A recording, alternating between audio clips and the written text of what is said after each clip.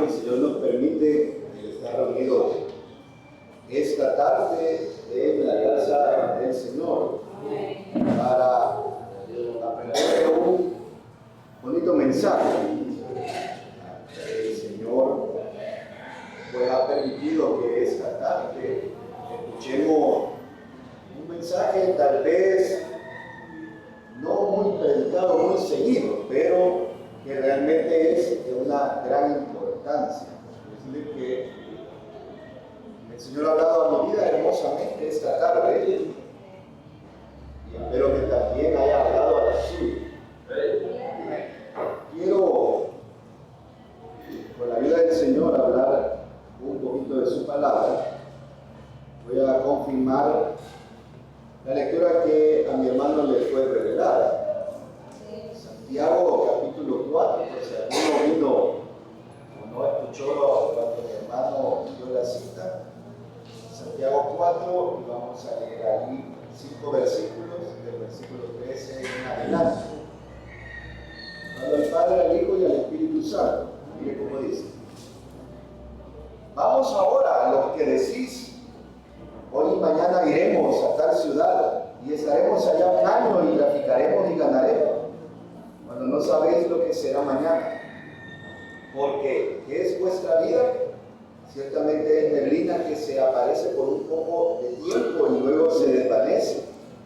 En lugar de lo cual deberéis decir, si el Señor quiere, viviremos y haremos esto o aquello. Pero ahora os jactáis en vuestras soberbias. Toda jactancia semejante, o sea, que sea igual, es mala. Y el que sabe hacer lo bueno y no lo hace, también es malo.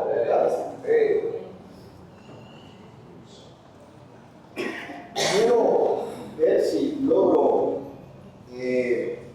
hablar de 4 aspectos bien importantes que yo puedo encontrar en la lectura que acabamos de leer. Y quiero comenzar esta disertación esta tarde haciéndome y que todos nos hagamos una pregunta. Entonces, ¿la Escritura nos permite hacer planes? ¿Sí o no? Porque cualquiera puede decir, entonces, no es bueno o no conviene que nosotros como cristianos hagamos algún plan a futuro. Pues si al final concluimos que Dios hará su voluntad, entonces podría yo estar cometiendo un error al planificar. Dice que la Escritura o Santiago no está queriendo enseñar eso. Y si no, lo que el apóstol quiere referirse es a planificar tomando en cuenta a Dios en sus planes, que es muy diferente a planificar algo de su propia humanidad sin consultar a Dios primero. El hacer un plan específico de algo a futuro y no tomar en cuenta las variantes que pueden hacer que el resultado al final no sea el que usted ha planeado, ni ha encomendado ese plan a la obra y voluntad de Dios, es un error grande para un cristiano. Fíjense que Santiago en ese sentido no está hablando acerca de que no se deba de planificar algo, pues hasta cierto punto también debemos de entender que la Biblia en el Evangelio de Lucas, en el capítulo 14, versículo 28, Jesús enseña una parte muy importante y dice que ¿cuál es el hombre que, teniendo la idea de crear una torre, primero no se sienta a hacer cuenta de los preparativos que va a ocupar para ver si le alcanza o está en condiciones de terminarla o no? Es un ejemplo de una planificación. Y él dice, para que después no vaya a caer en burla de que le quedó a medias porque no planificó bien y los otros se burlan y ya ven que estaba construyendo en el altar. Y pone otro ejemplo y dice, o que el rey, cuando va a enfrentar a otro, primero no cuenta su ejército para ver si necesita 10,000 o 20,000 hombres para hacerle frente al ejército contrario. Y si ve, dice que no va a lograr, pues manda entonces embajadores para hacer la paz antes de que pelee, porque sabe que va a perder. Entonces está dando una enseñanza de que hay que ser buenos planificadores en el Señor. Por lo tanto, la idea de Santiago acá no es que usted viva a la deriva sin saber qué es lo que va a ocurrir o qué va a pasar mañana, porque al final es la voluntad del Señor. No, sino que de que sus planes, sus propósitos o los objetivos que usted se trace deben de tener siempre el favor y la dirección de Dios en su vida. Cuando yo empecé a estudiar en la universidad, antes de someterme al examen que la Nacional hacía para quedar, primero me puse de rodillas al Señor y le dije, si es su voluntad el que yo logre entrar a la universidad y me permita graduarme, yo le prometo, Señor, que le voy a servir. Pero si usted conoce que ese lugar va a ser de perdición para mí, mejor no me deje entrar. Pero más allá de tener un título colgado en la pared, Señor, quiero ser santo y hacer tu voluntad. Fue una de las cosas, ¿verdad? Y el Señor en su misericordia me permitió entrar y me permitió graduarme. Pero cuando nosotros vamos de la mano de Dios, nosotros vemos el favor de Dios en nuestros planes. Yo tuve exámenes que no hallaba cómo hacer y el Señor me ayudó. Yo tuve actividades que no sabía cómo resolverlas, pero Dios estuvo siempre allí a la par mía resolviendo cualquier situación. Había momentos en los que yo decía, no sé cómo hacer, pero el Señor sí sabía, porque como en la voluntad de Él estaba que yo lograra lo que me había propuesto, el Señor obró y obró para bien. Pero cuando nosotros venimos y apartamos a Dios de nuestros planes y hacemos como nosotros bien pensamos que nos conviene, ahí cometemos un error. Porque mire, lo primero es que estos hombres, para comenzar el versículo 3 con el que Santiago está comenzando estos versículos, podemos ver que la palabra que él comienza a hablar acá dice, vamos ahora, pero está encerrada en un signo de admiración, porque lo que realmente Santiago ahí quiere resaltar es como decir, miren pues, en un sentido de, oigan, que estén alerta, paren la oreja, presten atención, tengan cuidado con eso. Está haciendo una exclamación en un sentido de una exaltación, haciendo énfasis en que es relevantemente importante para los oyentes lo que él iba a decir.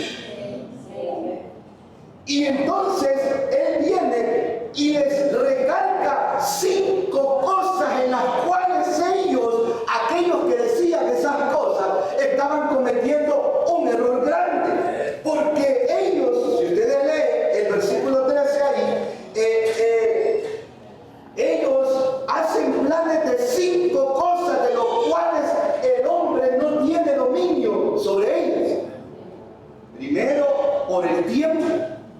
Ellos dicen, según Santiago, hoy y mañana iremos a tal ciudad y estaremos allá un año y traficaremos y ganaremos.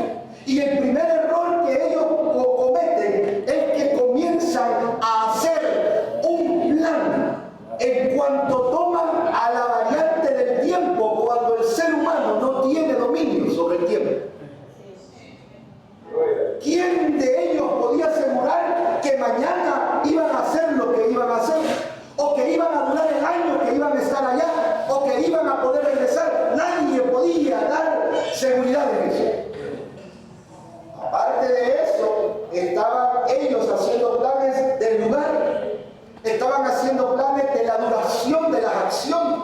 estaban haciendo planes de las actividades que iban a hacer, vamos a ir a traficar en aquel lugar, y estaban haciendo planes de los resultados que iban a obtener. Y son las 5 cosas de las cuales está estipulada la omnipresencia, la omnisapiencia y la parte de la invulnerabilidad que solo le compete a Dios.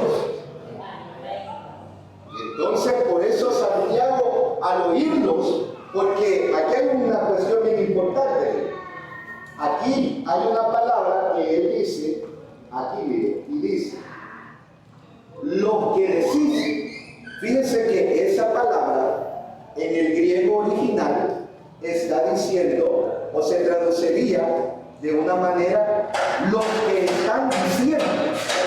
Aquí la versión de nosotros dice, los que decís, pero el griego original se traduciría como los que están diciendo. O sea, vamos ahora, los que están diciendo.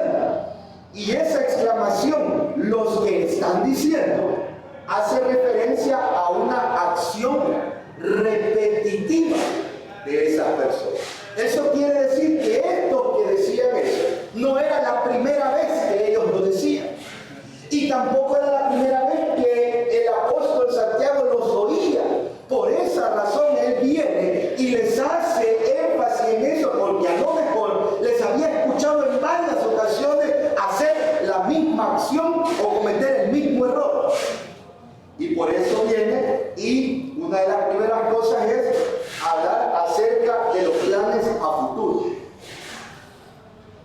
Los planes a futuro lastimosamente no le competen al 100% al ser humano, porque el Dios del futuro, o el que conoce nuestro futuro, solamente es Dios.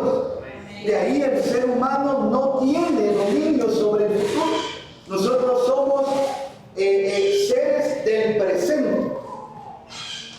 Lo que ahorita estamos aquí haciendo, eso nos compete a nosotros.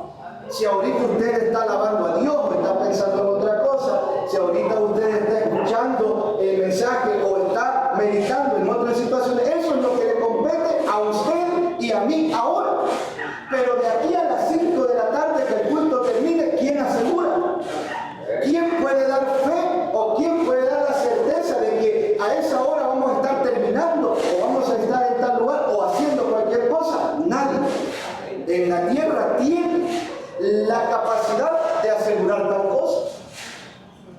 Por lo tanto, es necesario que la iglesia entienda que los planes a futuro deben de estar respaldados por la voluntad del Señor, porque hay quienes tienen planes para 15, 20, 30 años, más cuando se es joven o la juventud, tienen proyectos de vida hasta 15, 20 años, en donde muchas veces su proyecto de vida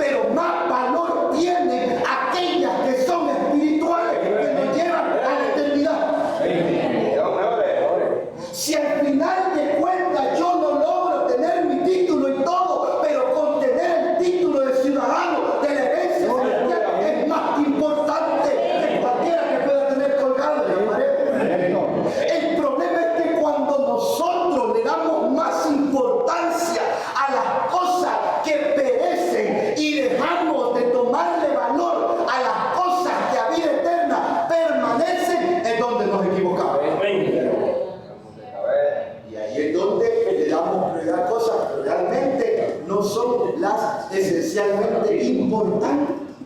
Y por eso es que ahí el primer punto a lo cual está haciendo Santiago referencia es precisamente a eso, a los planes a futuro. Planificar sin Dios es un error grande. Por eso Lucas 12, 16 al 21, mi hermano lo citaba, Jesús explica eso cuando le dice, mira, repártenos la herencia y todo, y él dice, yo no he venido para ser partidor ni nada, sino que dice que le refirió una parábola donde había un hombre rico que su heredad había tenido una gran prosperidad y fructificación, al punto dice que los frutos que había recogido ya no le cabían en los graneros que él tenía almacenados. Entonces se le ocurrió una tarde la idea y dijo, voy a destruir estos y hacer otros más grandes para que todo logre caber allí, y me voy a decir a mí mismo, alma, regocíjate, porque muchos bienes tienes, come y bebe. Y cuando él estaba diciendo eso, dice que la voz de Dios y habló y le dijo, eres un necio, porque hoy mismo vienen a pedir tu alma, y todo lo que ganaste, ¿a dónde va a quedar? ¿A quién lo va a disfrutar? ¿Qué te vas a llevar? Nada. ¿De qué le iba a servir a él? Él se sentía dentro de sí en las posibilidades que ya no tenía necesidad de trabajar nada y que iba a vivir muchos años, y esa noche era el último que se le acababa. Miren qué terrible. ¿Por qué? Porque nos ponemos a hacer planes sin consultar si Dios está de acuerdo. Y el hombre puede proponer, pero la disposición final es del Señor. Lo mismo le pasó en Génesis 11 a los que estaban construyendo la torre de Babel.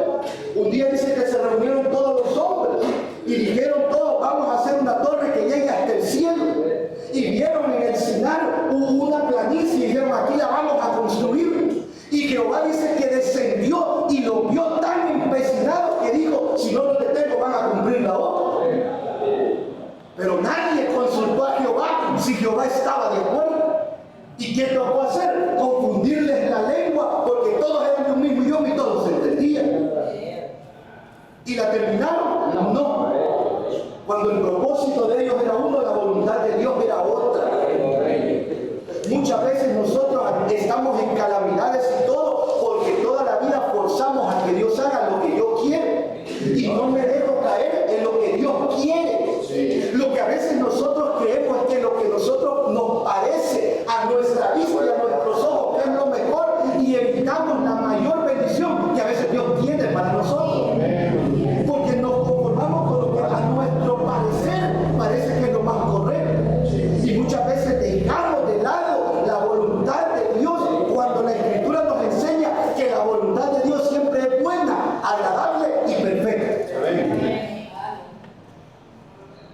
Mire, por eso el Señor Jesús en Mateo 6 dice, no os afanéis el día de mañana, ¿por qué tenéis que comer? Porque no ves tú las aves de los cielos, cómo Dios le da para que coman todos los días. O no te afanéis por vuestro cuerpo, ¿por qué tenéis que vestir? No habéis los lirios del campo, que ellos no hilan ni nada, pero se visten de esplendor. Yo lo digo, dijo Jesús, que ni aun Salomón se vistió tan bien como los lirios. Y ahora vosotros, dijo, no valéis más que ellos. Cuanto vuestro Padre sabe que tienen necesidad de todas estas cosas, pero ustedes, les dice, ¿qué es lo que tienen que hacer? Vayan a trabajar de domingo a domingo, trabajen doble turno. ¿Qué nos mandó a hacer? Busquen el reino de Dios y su justicia, y todas estas cosas les van a ser añadidas. Eso es lo que dijo el Señor ahí. Entonces, ¿qué es lo que está diciendo? No se afanen, es que si yo no sé cómo voy a hacer la otra semana, es que yo no sé cómo voy a comer la otra semana.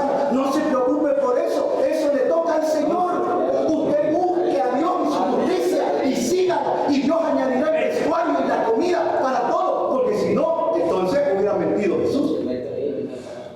Pero ahí el maestro lo dejó bien claro. Entonces, ¿qué es lo que nosotros debemos entender?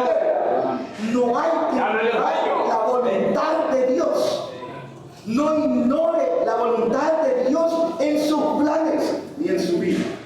Porque el día que usted ignore la voluntad de Dios, ese día cometeremos el más grande error de todos.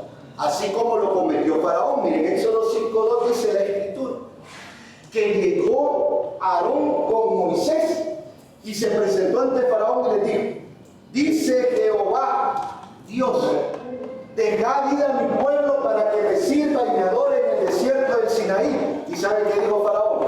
¿Y quién es Jehová? Dijo, para que yo le haga caso. Ignorando la voluntad de Dios. ¿Y quién soy? ¿Quién es Jehová? Dijo, para que yo haga caso y lo deje ir. Dijo. ¿Y quién le tocó? Llorar la muerte de su hijo. Humillarlo hasta que reconoció que no había otro Dios más grande en Egipto que el Dios de los hebreos. Hasta que reconoció que ni todos sus dioses pudieron frenar la ira y los juicios que envió sobre Egipto, las plagas que cayeron, ningún Dios de Egipto pudo hacerle frente. Hasta que se lo humilló Dios por su soberbia de corazón, reconoció y le dijo: váyanse, hasta que ya era todo tarde, se pudo haber ahorrado tanta cosa. ¿Por qué? Por planificar cosas sin tener la voluntad de Dios. Miren el 14. Porque vuestra vida ciertamente es neblina que se aparece por un poco de tiempo y luego se desvanece. Miren, aquí está la palabra neblina, se traduce como vapor. ¿Alguna vez le han dado una taza bien caliente de café y usted le ve cómo humea? O de chocolate y usted ve cómo humea. Pero al ratito, ¿a dónde nos ve el vapor? Ya no lo vio. Desaparece. Así, igualita, es la vida del hombre a los ojos de Dios. Job 14:1-2 dice: el hombre nacido de mujer, corto de días, asqueado de sinsabores,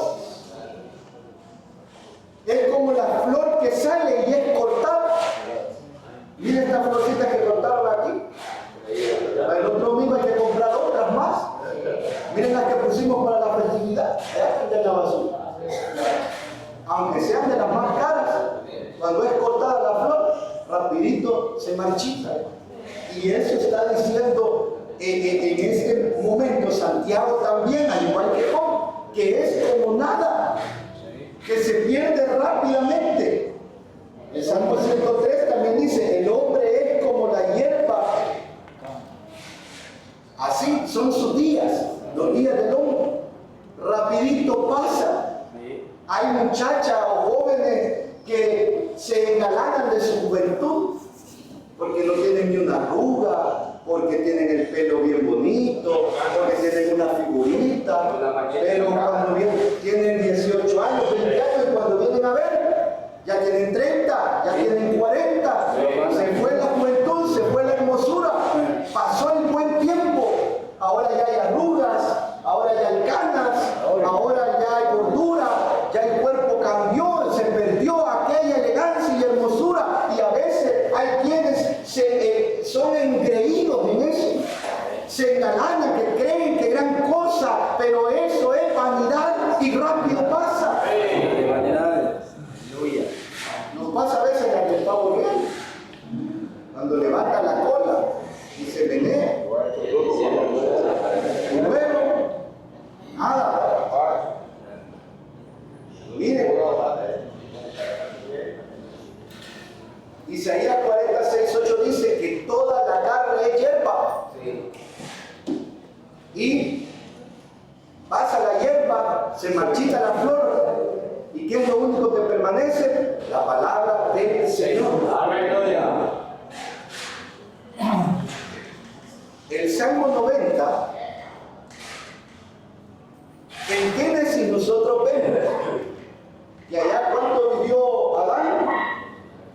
930 años. ¿Cuánto vivió Matusalén? El hombre que más vivió, 969, 969 años. Pero allá se dio una palabra y dijo: y los días del hombre serán 120. Y luego Moisés, en una oración que está en un salmo, en el 90, dice que los días del hombre son 70 y los más robustos 80. Y de ahí dice que no pasará, que Jehová les puso límite hasta dónde iba a llegar, y de ahí, por más que quiera vivir 200 años, no puede. Y por eso dice ahí en el texto: pronto pasan y volamos, dice. Y dice algo que me gusta: enséñanos a contar nuestros días. Enséñanos a contar nuestros días. Que nos dé sabiduría para contarlo bien. Es decir, para darnos cuenta que si son 70 y usted ya tiene 50, ¿en qué ha ocupado 50 de sus días? Le quedan 20. ¿Y qué ha hecho en el Señor? ¿Y qué va a hacer? Y los 20 que le quedan, si el Señor le permite llegar hasta allí, ¿en qué lo va a emplear? ¿Qué es lo que hemos hecho? Porque hay quien cree que parecemos quizás tortugas o dinosaurios, que creemos que vamos a vivir más de 150 años y hacemos y nos afanamos en una y en otra cosa, y lo que menos recordamos es que la muerte se quita antes. Porque la juventud hoy en día no es garantía de que no se va a morir. Hay quien cree que va a enterrar a su abuelita y la abuelita termina enterrando al nieto. Hay quien cree y dice: ay, cuando usted se muera, mamá, ay, yo le voy a cantar tal, y tal vez la mamá va a endechar al hijo. Porque no hay garantía de que porque está chapuro, porque no tiene enfermedad, porque está pequeño, porque está joven, no se va a morir. La muerte no discrepa de edades ni de sexo. La gente se lleva al grande como al pequeño. La muerte se lleva al rico como al pobre, al gordo como al flaco, parejo. Por lo tanto, debemos de saber contar los días, porque los días del hombre son como la niebla: rápido se disipa, rápido pasa, rápido se acaba. Y el que lo desperdició, lo ocupó bien, usted lo sabe. Por eso debemos de entender bien claramente que no debemos de desperdiciar el tiempo. El apóstol decía: redimamos bien el tiempo, porque los días son malos. Tenemos que tener la conciencia de que somos finitos, que un día, si el Señor no viene, nos vamos a morir todos. Porque así está establecido: una sola vez y después el juicio. Todos nos vamos a morir. Si el Señor tardara de aquí 100 años en venir, todos los que estamos aquí nos vamos a morir. Eso van a cantar. Lo importante es entender que el tiempo que Dios nos permite estar en la tierra hay que ocuparlo para beneficio de su obra.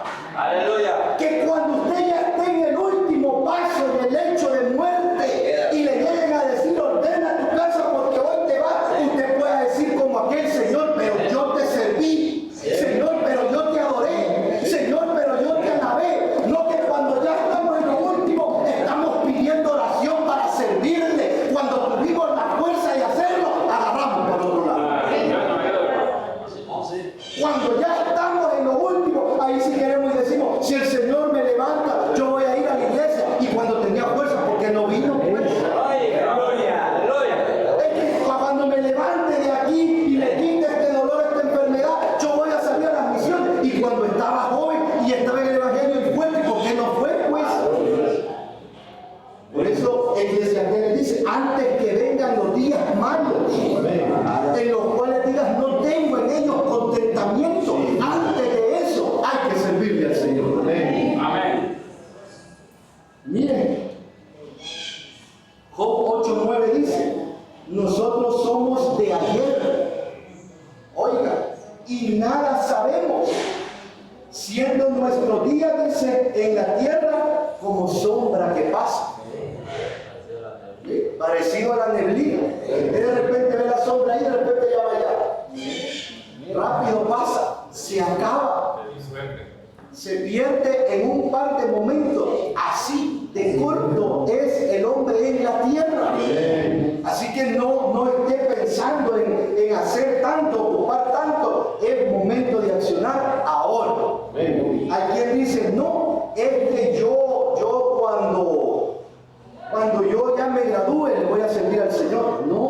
Si usted estudiando le puede servir al Señor, joven, doncella. No espere, cuando ya esté trabajando va a ver que va a tener menos tiempo que cuando se diablo. Ahí se va a dar cuenta que ya trabajando va a ser peor todavía. No, dice yo ya más grande y con compromiso y casado y todo, es peor que soltero. Y ahorita tiene mayor posibilidad, no pierda su fuerza y su tiempo. Hoy es el momento. Porque ya después, mire, ya después duele la rodilla, le da gastritis, ya después le duele la espalda, ya después no aguanta el pelo, ya después si usted no come en la mañana, ya después le da dolor, le pasa cualquier cosa, pero ahorita es el buen momento para hacer un cambio de rumbo de nuestra vida. Mire, por lo tanto, entendiendo que nos vamos a morir y que somos personas que rapidito pasan, yo voy a ver si logro terminar, la frase correcta que aquí dice es, si el Señor quiere. Eso no es una palabra, como mi hermano lo explicaba, como un dicho cualquiera, como un refrán. No es una palabra mágica que va a accionar algo solo porque usted la dice. Porque no es solamente por vociferarla, por decirla, sino por creerla y vivirla. ¿A dónde está la diferencia? Vamos a ver. Mire, Pablo era una persona que él aplicaba bastante esto. Fíjense que yo encontré 3 pasajes donde Pablo aplica esta enseñanza que Santiago dice. En Hechos 18:21, despidiéndose, dice él, es necesario que pase en Jerusalén la fiesta que viene, pero otra vez volveré a vosotros, si Dios quiere. Hechos 18:21. Miren lo que dice 1 Corintios 16:17. Porque no quiero verlos ahora de paso, pues espero estar con vosotros algún tiempo, si el Señor me lo permite.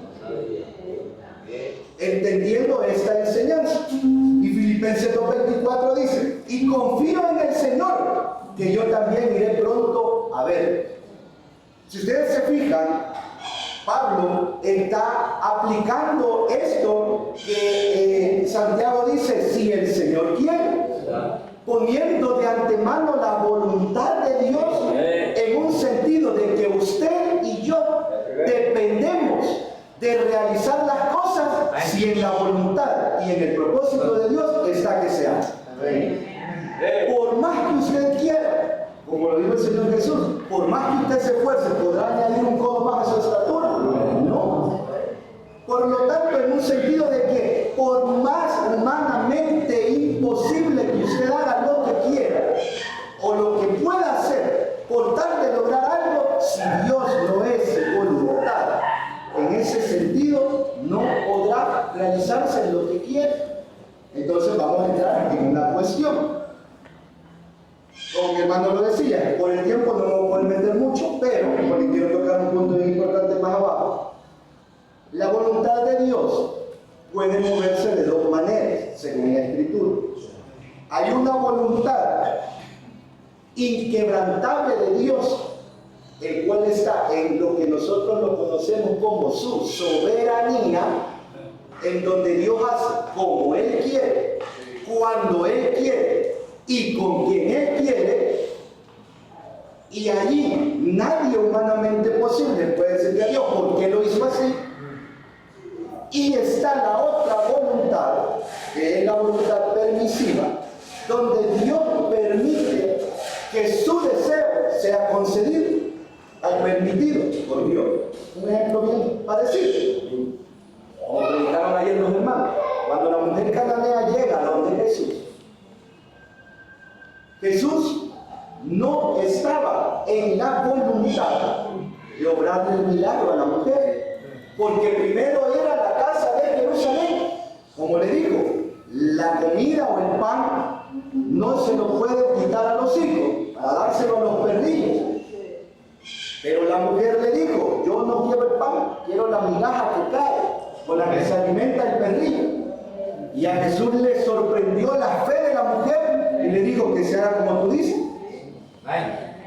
Pero él no estaba en la voluntad de hacerlo, pero obró la voluntad permisiva para que se le cumpliera el milagro. A veces Dios obra en su voluntad absoluta, donde ni usted ni yo podemos cambiarla, y a veces Dios obra en aquella voluntad permisiva en donde la misericordia se refleja en nosotros.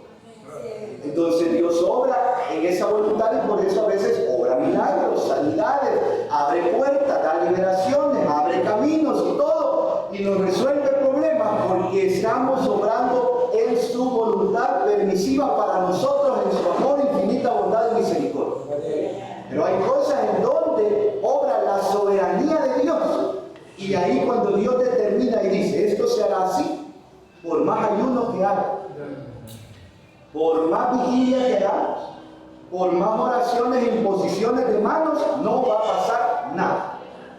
Por más fe que tengamos, Dios no va a obrar, porque su voluntad no está cerca. Voy a poner un ejemplo.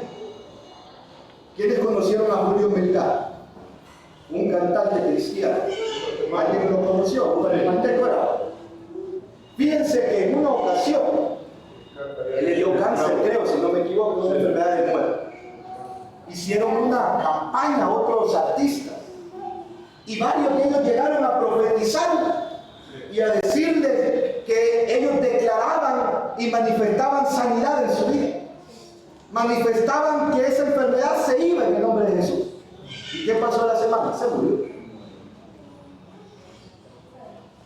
¿Por qué? No era la voluntad del Señor. Ese era su límite de tiempo aquí en la tierra y de ese se iba a morir. Y ahí, aunque nosotros hagamos, nos movamos lo que hagamos, aunque le pague el mejor doctor, aunque se vaya a operarse al mejor país, si en su día le llegó al límite, es la voluntad absoluta de Dios y no hay marcha para atrás. Lo mejor es que hizo, ahora que está en ti. Eso es lo importante. Por eso Santiago estaba haciendo énfasis en eso, específicamente. Por lo tanto, usted y yo no tenemos la capacidad de nosotros mismos. No tenemos la capacidad de andar manifestando cosas. A menos que el Señor se lo haya revelado, hágalo. Pero en lo contrario, no ande manifestando cosas porque no sabe si la voluntad del Señor va a ser esa. Señor, manifestamos sanidad esta noche y el Señor no quiere hablar sanidad, no va a obrar. A menos que Dios le haya dicho que lo haga y se lo revele, es otra cosa. Pero si no manifieste porque no es trabajo de nosotros. Bien, en 5 minutos para tocar dos cosas, 5 y 5 para cada cosa. Jactancia y soberbia. Miren, fíjese que la palabra jactar en el griego es kauchaimai, que quiere decir ser bullicioso o hablar algo. Y la palabra soberbia viene del griego alazoneia, que se ocupaba para nombrar o referirse a aquellas personas que vendían artículos falsos. Ahora bien, ¿por qué traigo eso? Porque miren, aquí dice, pero ahora os jactáis en vuestras soberbias. En otras palabras está diciendo, alardean ustedes en cosas que son falsas. ¿Qué quiere decir eso? En todo éxito, toda ganancia, todo buen resultado es gracias a la misericordia y la voluntad de Dios. Amén. Usted vendió mucho en su negocio, no es porque usted le sabe a la venta o le sabe al negocio, es por la misericordia de Dios. Usted se logró graduar y ahora ya es un profesional, no es porque usted es inteligente, porque le dieron papolinita de chiquito, o le dieron rábano llorado, o tomó neurobión en todo el... No, es por la misericordia de Dios. El éxito del hombre se debe a la voluntad y soberanía del Señor. Por lo tanto, si algo tenemos acá en la tierra, si algo hemos adquirido por nuestro trabajo, no es porque somos fuertes, es porque Dios le ha placido bendecirnos. Por lo tanto, tenemos la obligación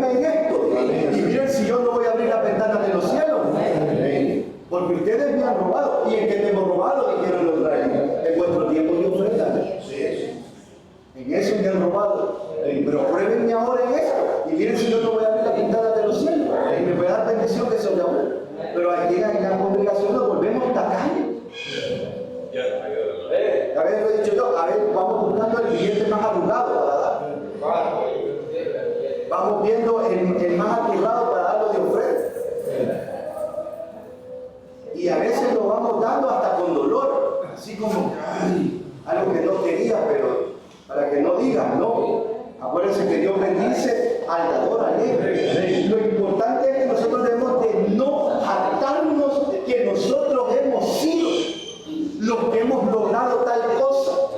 No debemos de tener en nosotros orgullo ni altivez de que nosotros hemos logrado hacer tal cosa. Porque miren, en Daniel 4:30, ¿sabe qué dice la Escritura? Que en cierta ocasión iba el rey Nabucodonosor paseándose por el palacio real y de repente dice que vio todos los jardines y todo lo que él había edificado y dijo: ¿y no es esta la gran Babilonia que yo he edificado?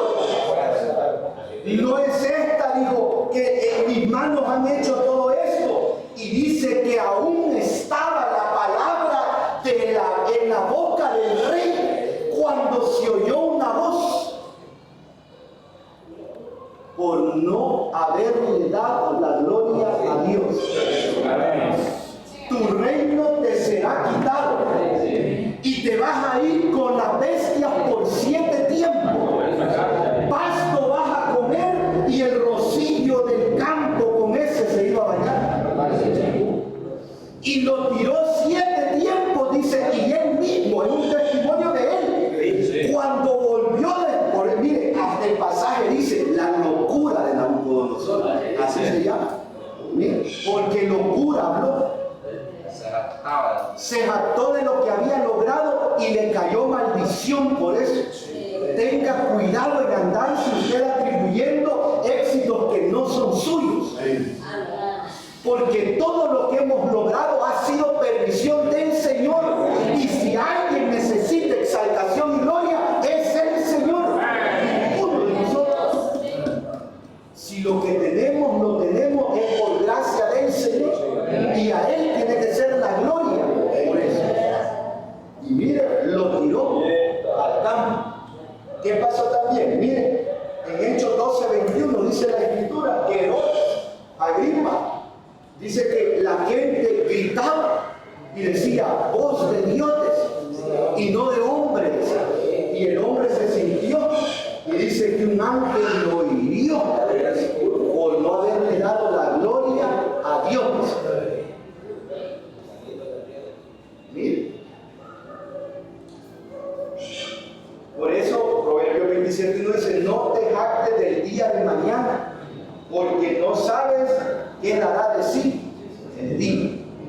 Y el último punto, en los 3 minutos que me quedan: porque el que sabe hacer el bien y no lo hace es pecado. Mire, hay 2 clases o 2 maneras en las que podemos pecar. Hay pecados por comisión y hay pecados por omisión. Una letra cambia el significado grandemente. Los pecados por comisión son aquellos que cuando se le dice a usted que no los haga y los hace, entonces usted comete un pecado de comisión. Por ejemplo, si en la Biblia dice no robarás y alguien roba, ese es un pecado de comisión.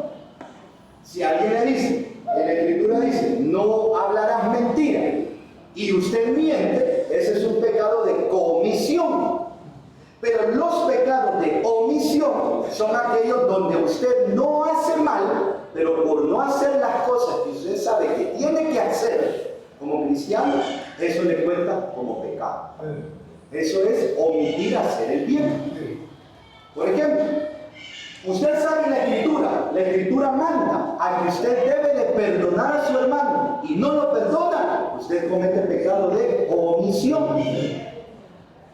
La Escritura le manda que usted sea condescendiente con el sufrimiento de su hermano y usted no le ayuda pudiendo hacerlo, usted es un pecado de omisión. Pero hay algo todavía más grave de eso. Veamos una cuestión.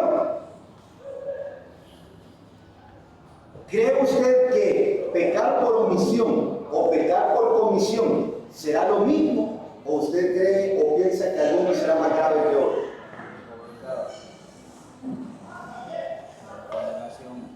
¿Qué piensa usted al respecto? Le voy a decir por qué. Porque a veces nosotros como cristianos nos enfocamos tanto en los pecados de comisión que tratamos la manera de no fallarle a ninguno, de no pecar en ninguno de esos, pero estamos pecando por omisión y no nos damos cuenta. Y Santiago aquí nos traspasa todo cuando dice: el que sabe hacer lo bueno y no lo hace, pecado. ¿Y sabe cuál es lo peor? Que yo encontré por la Escritura que pecar por omisión es más grave por la Biblia que pecar por comisión. ¿Por qué? Mire lo que dice Lucas 12, 47, 48. Hay una parábola, dice que el Señor Jesús, por esto quiero terminar, pero se me lleva un par de minutos más. Fíjese que el Señor Jesús dice que quien, teniendo una heredad, deja asignado a un siervo sobre todos sus bienes, porque el dueño se va a ir por mucho tiempo. Pero el siervo viene y en lugar de hacer la voluntad del que se va a ir, comienza a golpearle a los consiervos, comienza a maltratarlos, a dañarlos y a descuidar aquella heredad y aquellos bienes. Dice que el siervo que es fiel y cuida y hace la voluntad de su Señor, que bueno fuera, dice que cuando su Señor regresa, le haya haciendo así. Pero ¿qué va a pasar de aquel que siendo infiel hizo lo contrario? Porque dijo: mi Señor va a tardar en venir. Y comenzó a darle a todo.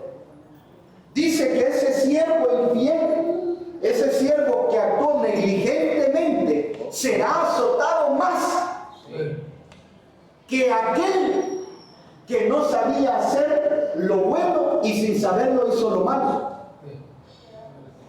Pero este que sabiendo que era lo bueno que tenía que hacer, no lo hizo, dice que más azotado va a ser que el otro. ¿Por qué razón?